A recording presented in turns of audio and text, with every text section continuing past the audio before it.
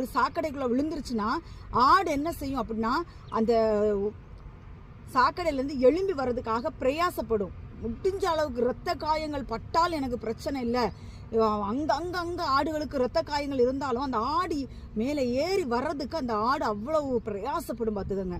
அதே மாதிரி தான் கர்த்தர் இந்த நாட்களில் சொல்லுகிறார், எந்த பாவத்தில் விழுந்து கிடக்கிறோம், இன்னும் அந்த பாவத்திலிருந்து வெளியில வர்றதுக்கு இன்னும் பிரயாசப்படாமல் இருக்கிறோமா?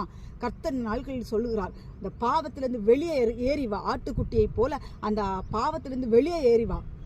எவ்வளவு பெரிய சாக்கடையாக இருந்தாலும், எவ்வளவு பெரிய அசுத்தமாக இருந்தாலும் அந்த ஆடு மேலே ஏறி வந்து அந்த உடம்பை ஒரு உழுப்பு அந்த ஆடு என்ன செய்யணும், தன்னை பாதுகாத்துக் கொள்கிறது. அதே போல கர்த்தர் இந்த நாட்களில் சொல்கிறார், பாதாள சாக்கடைகள் போல கிடக்கிற அந்த மாதிரிப்பட்ட பாவத்தில் விழுந்து கிடக்கிற உங்களை பார்த்து கர்த்தர் சொல்கிறார், எழும்பி மேலே வாருங்கள். தேவன் உங்களை பரிசுத்தத்திற்காக அழைத்திருக்கிறார், அசுத்தத்திற்காக அல்ல. இந்த நாட்கள்